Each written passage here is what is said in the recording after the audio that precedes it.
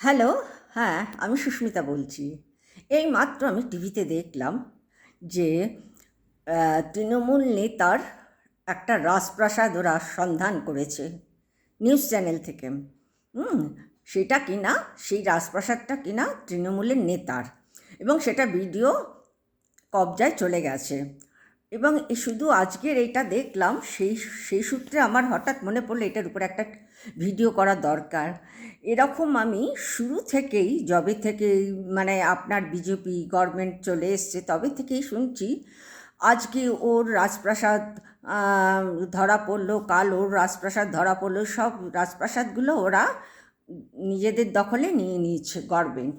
হ্যাঁ, এবং এমনকি শুধু বলছে যে ওর বাড়িতে সেই অনেকের নাম টাম বলছে, স্বপন টপন আরও কোনো কত নাম বলেছে, মনে পড়ছে না ঠিক, কিন্তু ঘটনাটা শুধু মনে রয়েছে যে তারা এর বিশাল বড় বড় রাজপ্রাসাদ করেছে কাটমানিতে, তোলাবাজি করে, দুর্নীতি করে, চুরিচামারি করে। এটা একটা কমন কথা হয়ে গেছে। হ্যাঁ, সেইভাবে যিনি মানে তারা বিশাল বড় বড় রাজপ্রাসাদ, শুধু তা না, বাগান বাড়ি করেছে।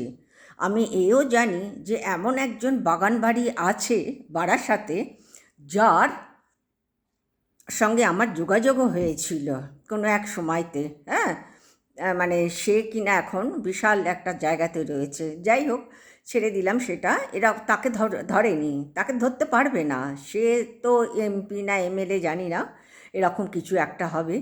এবং সবচেয়ে আমার অদ্ভুত লাগছে যে সব তৃণমূল নেতাদের বাড়িঘর তারা দখল করছে। হ্যাঁ, মানে তাদের তোলা মূল্যের টাকা দিয়ে তারা নাকি দুর্নীতিবাজ করে তারা করছে সব, প্রত্যেকে নাকি, প্রত্যেকে। এবং এমনকি ভিডিওতে সব বাড়িগুলো দেখাচ্ছে, বাগান বাড়ি দেখাচ্ছে। আমার এত হাসি পাচ্ছে ওগুলো দেখে যে মানে লজ্জাকর ব্যাপার। যে অন্ততপক্ষে বঙ্গ বিজেপির তো বোঝা উচিত জিনিসগুলো। তাদের নয় ডবল ইঞ্জিন সরকার জানে না, তাদের ডবল ইঞ্জিন সরকার জানে। তারা তো রাজপ্রাসাদের থেকেও রাজপ্রাসাদে জীবন কাটাচ্ছে, হ্যাঁ, কেন্দ্রের লোকেরা। কিন্তু বঙ্গ বিজেপি তো জানে সব কিছুই। তা যাই হোক, সেই আজকে যখন দেখলাম সেটার উপরে বেস করে আমি ভিডিওটা তৈরি করছি। আমার প্রচণ্ড হাসি পাচ্ছে বাড়িগুলো দেখে দেখে। এমনকি বাগান বাড়িতে নাকি বাঘ, সিংহ, কুমিরের সব মানে এসব দিয়ে সাজিয়ে, বাইরে টাক সাজিয়ে টাজিয়ে বিশাল বাগান করেছে, বাড়িটা দেখাচ্ছে। বাড়ি দেখে আমার এত হাসি পাচ্ছে আমি বোঝাতে পারবো না। তবে কারণটা আমি পরে বলছি। প্রথমে আমি বলি, আপনারা যে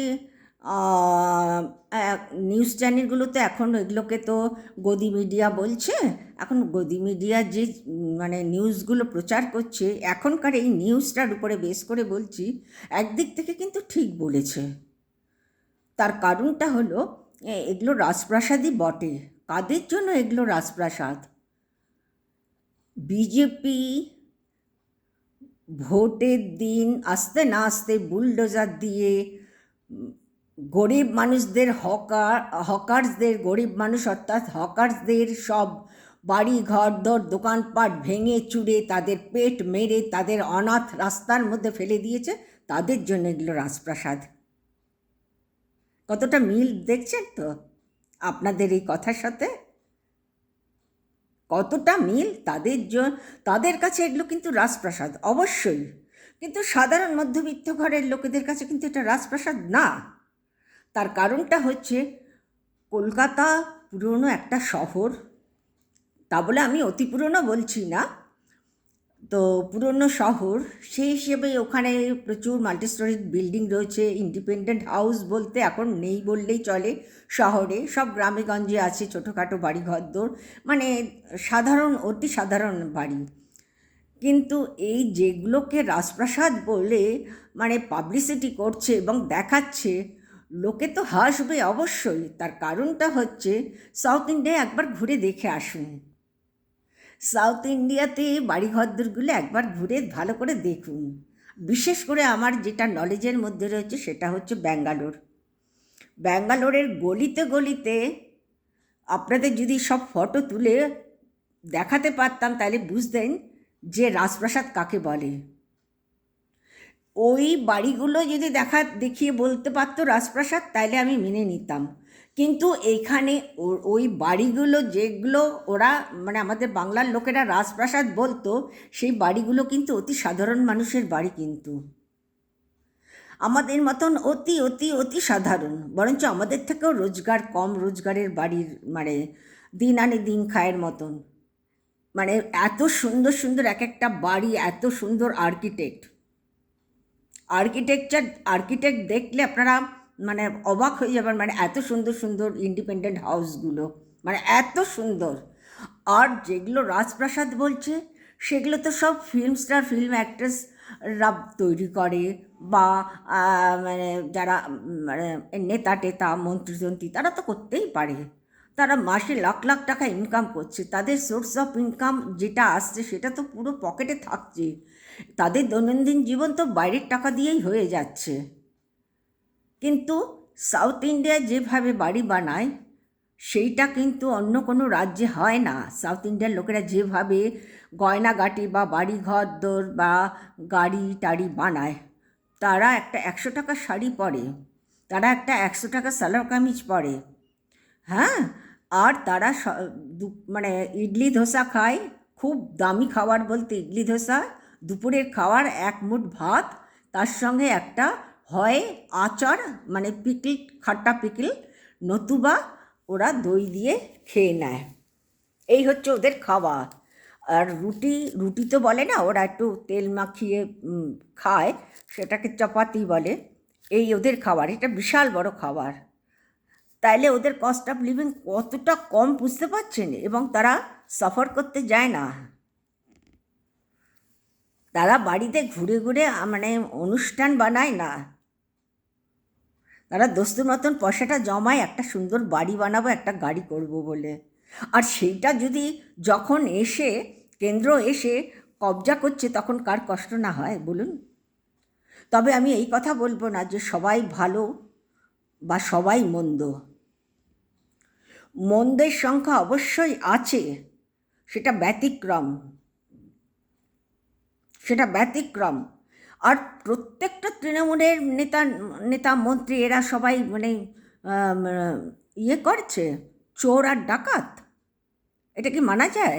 আচ্ছা, এই তো আপনাদের বললাম। তাহলে গরিব মানুষদের জন্য যদি আপনারা এটা বলেন, সেটা মেনশন করে গরিবদের জন্য বলছি এটা, যে এটা গরিবদের জন্য একটা রাজপ্রাসাদ। কিন্তু তা আপনারা তো বলবেন না, কি করে বলবেন? আপনারাই তো নিজেরাই তো মেরে ফেলছেন গরিবদেরকে, হকার্সদেরকে তো গরিব তারা, একদম একেবারেই গরিব তারা, দিন আনি দিন খায়, আপনারাই তো মেরে ফেলছেন, আবার আপনারাই আবার এসব করছেন। সেই জন্য বলছি এরকম বলবেন না, হ্যাঁ।